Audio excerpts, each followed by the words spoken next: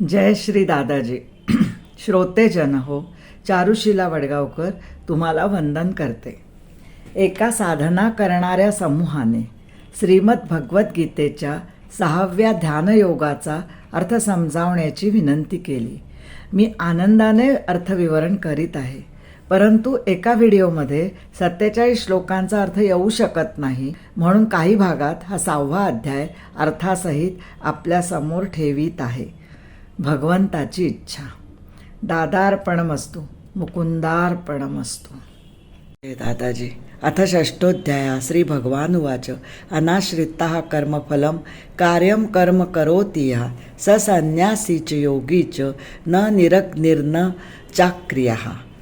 श्री भगवान म्हणतात, अनाश्रितः म्हणजे जो आश्रित होत नाही. कर्मफल. आता हे कर्मफल म्हणजे काय, तर आपण जे समजतो सगळे कर्म करतो दिवस रात्र, त्याला कर्म नाही म्हणत. वैदिक कर्म जे पक्ष, श्राद्ध, संध्या किंवा अग्निहोत्र. आमच्या भागवतांच्या घरात अग्निहोत्र होतं. कायम अग्नी, त्याला द्रव्य हरव्य सगळं अर्पण करायचे, नंतर ते भोजन करायचे. प्रत्येक नैवेद्य असायचा अग्नीला. तसं ते अग्निहोत्र ह्या सगळ्याचं फळ घेत नाही की मी हे पुण्यासाठी काम करतोय, हवन करतोय म्हणजे पुण्यासाठी, त्याचं मला पुण्य मिळेल. काही जे करतोय ते प्रत्येक गोष्ट देवासाठी केलेली, त्याचं मला वैदिक पद्धतीने जे जे करतो त्याचं मला पुण्य मिळेल असं जो समजत नाही, जो त्याचा आश्रय घेत नाही, जो त्याला तो आश्रित नसतो आणि कार्य करत राहतो, म्हणजे कायम आपलं सगळं सांगितलेलं वेदातलं सगळं करत राहतो, तो संन्यासी किंवा योगीच असतो.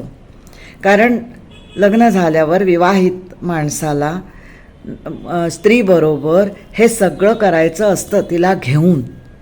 दोघंही पतीपत्नीपासून हे सगळं यज्ञ याग सगळं वैदिक पद्धतीने करत असतात.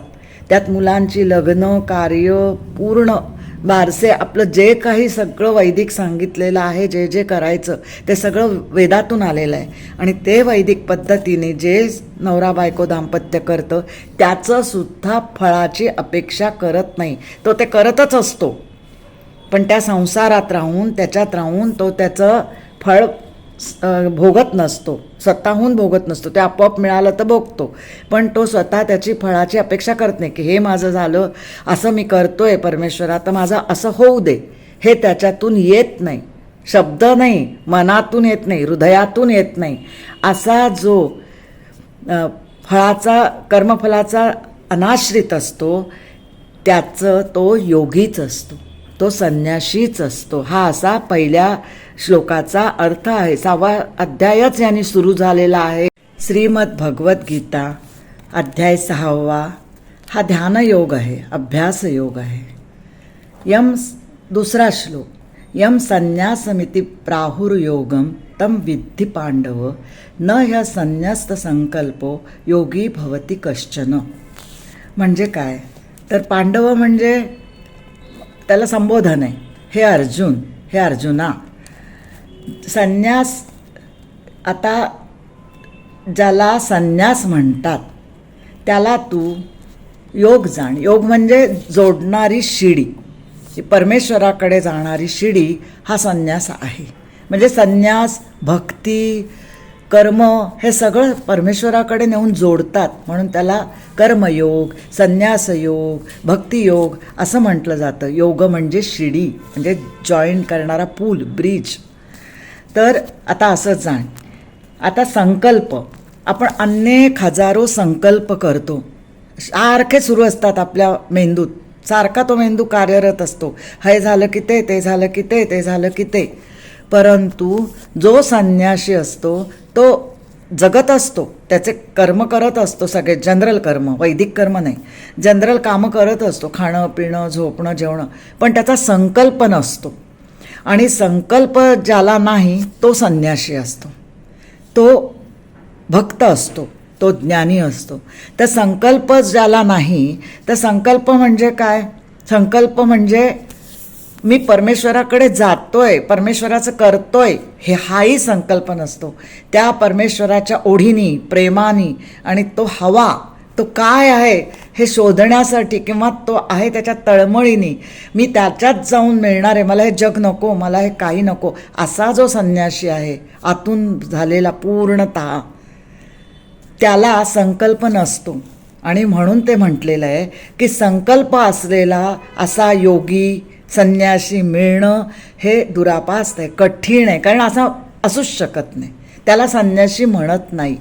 जो संकल्प करतो, जो काही काही ठरवतो, जो असा दुकान मांडतो, हल्ली सगळी दुकानं मांडलेली आहे ज्यानी त्यानी, गीतेवरचं सुद्धा सांगणारी दुकानं आहेत, त्याच्यावर भाष्य करणारी दुकानं आहेत, आतून काहीच झालेलं नाही आहे. बोले तैसा चाले त्याची वंदावी पावले म्हटलंय. ह्याच्यातली एक जरी ओळ आपल्यात प्रत्येकात माणसात असली तर त्याची पावलं वंदण्यासारखी आहे. असे सगळे आहेत का? नाही, पण सगळे त्याच्यावर बोलत असतात. तर असा संन्यासीच नाही की ज्याचा त्याच्यात संकल्प आहे किंचितसुद्धा, असा याचा अर्थ आहे. अध्याय 6, श्लोक 3. आरुरुक्षोर्मुने योगम कर्मकारणमुच्यते योगारूढस्य तस्यैव शमकारणमुच्यते. योग म्हणजे परमेश्वराशी जोडणारा मार्ग, हा जसा अर्थ आहे तसेच दुसरा परम अर्थ आहे परमेश्वराशी एकरूप होणे, ध्यानाची पात्रता येणे, यालाही योग म्हटले आहे. योगावर आरूढ होणे म्हणजे हा जो योग मार्ग आहे त्यावर चालण्यासाठी, चढण्यासाठी आरुरुक्षु असा शब्द आहे. मुमुक्षुसारखा. मुमुक्षु म्हणजे परमेश्वराविषयी कुतूहल असणारा, त्याच्याकडे जाण्याची इच्छा असणारा असा मुमुक्षु. आरुरुक्षु पण आहे, म्हणजे हा मुमुक्षु आरुरुक्षु पण आहे, म्हणजे त्याची ध्यानमार्गातून परमेश्वराकडे जाण्याची इच्छा आहे. वृक्षो म्हणजे अशा व्यक्तीसाठी निष्काम कर्म सांगितलेला आहे. भगवद्गीतेत कर्म म्हणजे वैदिक कर्म, पण आज कलियुगात निष्काम सेवा म्हणजे सेवा म्हणजे रुग्णसेवा, म्हाताऱ्यांची सेवा, बालकांची सेवा, कुणाचीही कुठलीही सेवा, प्राण्यांची सेवा ही निष्काम सेवा आहे. पण त्याचं नाव कळू द्यायचं नाही, प्रसिद्धी नको आणि आपला डांगोरा पिटायचा नाही कशाचाही. म्हणजे गुप्तदान करणे, असं आसक्ती फळाची इच्छा न धरता केलेल्या तीर्थयात्रा, जसे नर्मदा प्रदक्षिणा. पण नर्मदा प्रदक्षिणा कशी? तर गुपचूप, म्हणजे आपलं काही नाव गाव काही पत्ता न लागता नुसती परमेश्वरा तुझ्याविषयीची आर्तता, प्रेम नर्मदेविषयी म्हणून तिची प्रदक्षिणा, त्या परमेश्वराकडे जाण्याचा हा एक मार्ग म्हणून मी करतो आहे, बस एवढाच भाव पाहिजे. याच्यापेक्षा जास्त काही मागायचंच नाही आहे. म्हणजे इच्छा होता कामा नाही आहे, संकल्प येता कामा नाही आहे.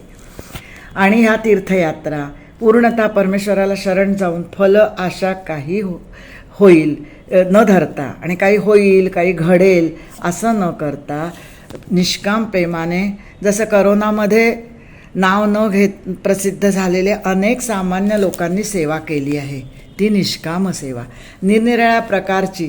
त्यात ज्यांनी मला पुण्य मिळू दे किंवा माझे चांगले होईल असे मनात न आणता निष्कामपणे नावही कळू न देता सेवा केली, करोनामध्ये केली. सगळ्या लोकांनी अन्न दिले, कोणी पुड्या दिल्या बांधून, कोणी भात दिला, कोणी काही दिलं, म्हणजे जे काय खायचं दिलं, प्यायचं दिलं, सगळी सेवा. त्यात खाण्याची पण सेवा येते. म्हणजे भुकेल्याला अन्न देणे हे पण एक मोठं निष्काम सेवा आहे, ही न कोणालाही न कळत. आणि अशा लोकांना की जिथून आपल्याला मानसन्मान येणार नाही, प्रसिद्धी येणार नाही, अशा लोकांसाठी करणे. तसं त्यात ज्यांनी हे झालेलं आहे ते सेवा केली, ते आजचं निष्काम कर्म आहे. म्हणजे कलियुगातलं असे निष्काम कर्म करून इंद्रिये जिंकता येतात. कारण हे असं करत राहिलं ना तर वासना क्षीण होत जातात. हळूहळू हृदय निर्मळ व्हावयास सुरुवात होते. त्यानंतर येतं शम. म्हणजे त्यांनी काय सांगितलं आहे, आधी कर्म निष्काम कर्म, त्याच्यानंतर शम. शम म्हणजे वासना आपल्या क्षीण झाल्या, सगळे कर्म करून निष्काम कर्म करून सगळं करून की मनाला हळूहळू शांत करायचं आहे. म्हणजे सगळ्या कोलाहलापासून इकडे धाव तिकडे धाव तिकडे धावपासून सगळं मन शांत करायचं आहे. आणि ती शांती होण्यास सुरुवात होते ह्या सगळ्या निष्काम कर्मांनी. आणि मग शमसाधन सांगितलं आहे.